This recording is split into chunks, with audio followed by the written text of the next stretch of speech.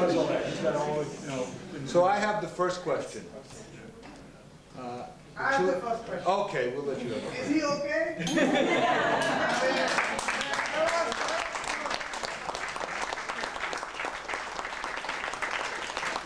Without rubber padding or anything.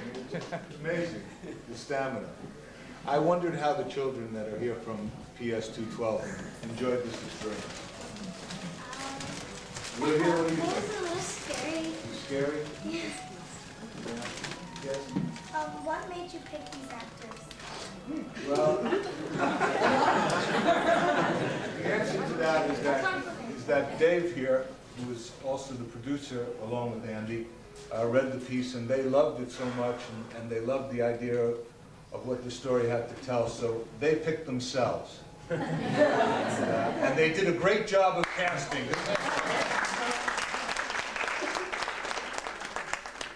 That was a good question. I have a question. How long does it take you guys to, like, prepare to do the show? I mean, not like, the words or anything like that, but just to, what I'm saying, do you build up for it, or do you just kind of go into your own meditative state before you go on the show, or anything like that?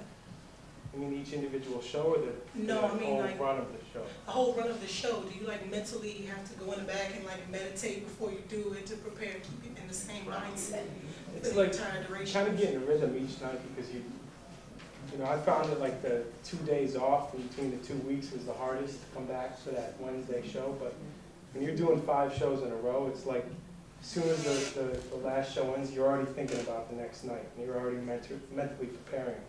You never stop thinking about it. You never stop preparing. Thank you very much. I have a comment and a question. My comment is I knew it was a short time, that you would be on stage, and I found it hard to get into it at the beginning.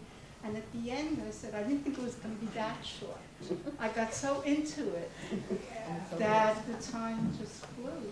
And my other question is, knowing that there are people who understand Indian, what were you really saying? So what I mean, was it couldn't be saying- just gibberish.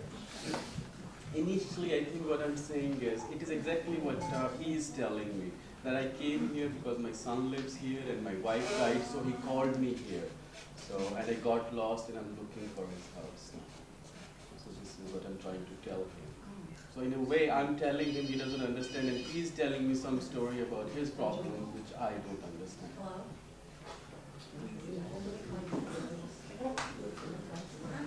I'm curious to hear how the people from the Indian community saw this piece and how you were affected by it.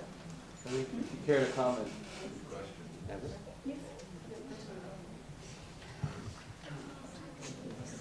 Colleagues sitting at the back. The issue is excellent. I've been a merchant editor of News Indian Times, and I think more and more of such plays should be made. But the point is, how are you going to take this any other places? Because they should go to schools, they should go to, there should be bigger audience for such plays. I think we have an opportunity to do this play in New Hampshire, perhaps Syracuse, and there is an opportunity perhaps to take this play to India as well and share this. Rajan is working very hard to get us on the road.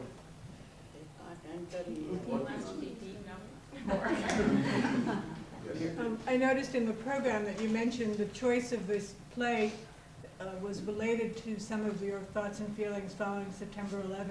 Could you talk a little bit about that in terms of the process by which you came to choose this play? I mean, first and foremost, our friend and stage manager, Kevin Ward, who I don't know where he is right now, but we worked together on the last play that Mike and I did together, Hurly Burly. And he recommended it. Kevin Ward recommended the play as my brother and I were looking for something that we were right for as players. And we put the thing in about 9/11 because, I mean, we live about 40 blocks from there, and that show actually was about to open up on the 11th, and it's epic in size. So we just the fact that the lack of communications between, countries across the globe. I know, remember you were talking about on Asian News, how we grew up with several Indian foreign exchange students from South Africa. So we were fortunate enough not to have any form of that bigotry, or, I should rewind, any kind of miscommunication. Our good friend Thiru Govender from South Africa, he came here on his first day. He wouldn't look us in the eye. And we were probably like 10, 11 years old. I was 10, he was 12, and we're trying to figure out what the hell was going on. And we thought it was us, we didn't know, but he was under the rule of apartheid. And You were the first white people you ever came in contact with. Wow. so we had those experiences thanks to our parents and the Indian community or friends that they made in upstate New York, where we're from. And so I just thought that we would be able to understand the material well and what it's trying to convey because of the truth of those experiences. I'm as confused as I'm sure every single person here is what happened on 9/11. I just know that it scared the living daylights out of me. I thought my life was about to end in that moment. So we thought it would sound nice. We thought it also was. Those of us that were there that day, we all came together on that day to talk about what we should do and how we should go forward. And the overwhelming feeling that struck all of us was the senselessness. We didn't understand it. No one could understand it. The act was just so senseless. I mean, at first everyone I'm sure had the idea that it couldn't possibly be an act of terrorism, that it had to be some terrible accident. But when we did find out that it was an act of terrorism, we were all of us struck by just the senselessness of it. And when you read this play, the senselessness of the violence came through to us, particularly because of the events that happened. Anytime you would read this play, you would be struck by that senselessness. But in light of those events, we were dumbstruck by this and motivated to portray it in a way, as I talked about at the beginning, of having people understand the hopelessness and isolation that people feel and what compels them to act in the way that they do. May I add something? Yes, please. I think the fear is of the unknown. When we see things or people that we don't know, it is like being in the dark. We are mentally prepared to fight back because we don't know what it is. I think this is how it has affected after September 11th. When we see things, people that we don't understand and we don't know, we don't take them as human beings. It is just an object. We cannot go further and understand their emotions, that they're exactly the way we all are. So they look different, and I think that insecurity of not knowing what they are thinking, how they will behave, I think that creates insecurity and that breeds violence. And behavior usually is violent because we want to fight it. Because this is how it affects after September 11th, the way we look at different people. Thank you. We got a couple of questions from the kids up there. Yes, please. Did you ever feel a little uneasy about playing these parts? Like a little awkward? Absolutely. I would say every moment that we're on the stage, it never stops. Like when you ask, like how we prepare, I think the play is served better in the story when it's part of our thinking throughout every moment of the day, including on stage. So it's kind of like being on a tightrope. You know, if we get a little lazy or you're not treating it with the respect and reverence that it deserves, I don't think that the truth of what's happening the truth of the story will come through. I think you have a good sense of who's faking and who's not really trying to understand what it is that the story is trying to say. And the story is really beautiful on a broader scale too. I mean, for anybody, any race, if you've ever been judged in any way, shape, or form, you can relate. I mean, the Indian can be replaced by any person It could be the other way around. It could be an American, maybe in Bombay streets. Yes. And I personally, like, get back to the young lady's question, is like, this has been a journey for me in my own, like, inner discovery about these issues. And from day one, you know, I think you're more clear, like, today than you were when you first pick up and read the piece. You know, it has a lot of colors to it. And I've really enjoyed it. And I will say one thing, these three, working with these two, and Mike as the director, like, we've really been a unit. We may seem like three different entities up here, but four. But it's been an amazing experience, and I just thank everybody for that. Yes. How did you first react when you heard the play? When we read the play, I think I didn't understand it at first. It's a very complicated play. I think I had to read it 4 or 5 times before I first really started to get some kind of grip on what Israel Horovitz was tackling with these issues. And every time you read it, you still get something more from it. How did you react? Crying. Thank you.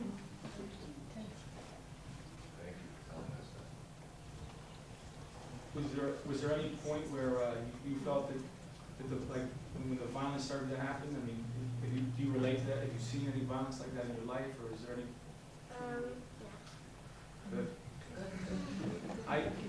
One of the reasons that we came up with the idea of wanting to have school kids come in and whatnot is that another national tragedy here, the event of Columbine. We thought if this play were written today, that it might deal with something of that magnitude, where the characters that Dave and I play would be younger, and the violence would escalate faster. And the form of the violence, it might be a gun, or so we wanted to bring kids in here with their parents and just kind of have a communication, because as individuals, just think we can all learn from each other why these things happen and what they're all about. Because, like I said before, they scare the living daylights out of me. Go ahead. Well, I was on the stage and I was looking at the bus stop, and there was some writing with pen. I didn't really get it. That was our set designer. Basically, he this is like it's supposed to. Side. Oh, on the other side. What's in there?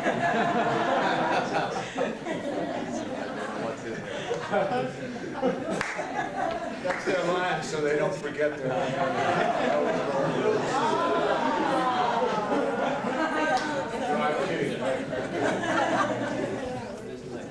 And they are like these children are beating and beating. They should help the old man, not beating like this beating. No, it's difficult for parents to see like this. I can't. Okay, I am also artist. You know me. You know me from India. You know. Okay? No. Everything is bad. You beating an old man and he entered this country, it is bad effect. Yes. It's not good effect. इसका जवाब तो नहीं जवाब मन को नहीं सुनना है With this reaction, you have totally successfully did this part, because she is totally angry with whatever happened.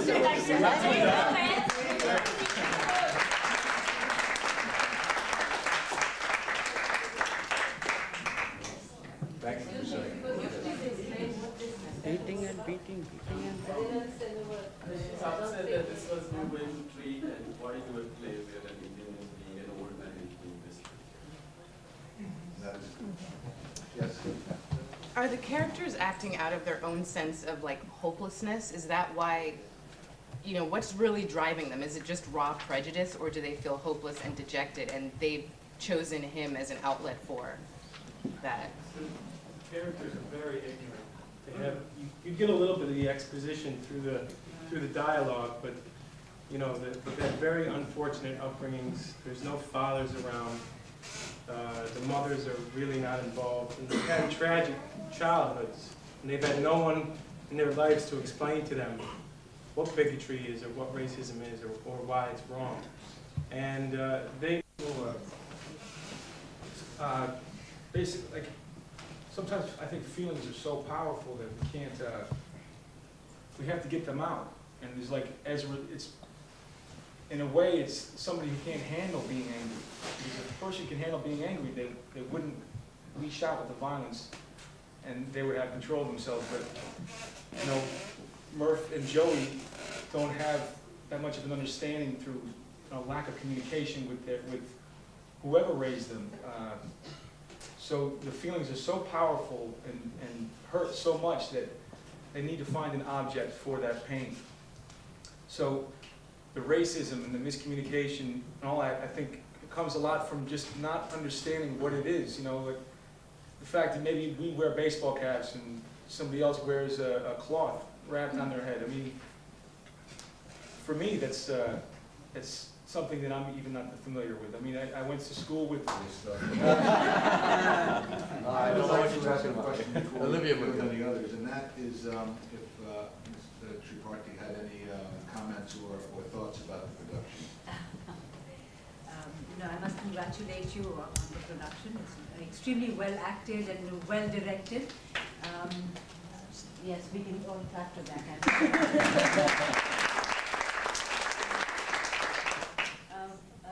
For an Indian, as I'm sure for every person who has a heart, it's a difficult theme. I wouldn't say it's difficult to see an Indian get beat up, but it's a difficult theme to see an old man, as the lady remarked over here, being subjected to this kind of a violence in a new country. But these are difficult times. And you know, we live in a violent society, and the two characters have depicted the frustrations of a certain section of youth. So they are only acting out their frustrations, you know. And as somebody remarked, that if the message can come across that this is not the way to live. The way to live is to understand one another, because as we say back home, all the world is one family. We have to get to that.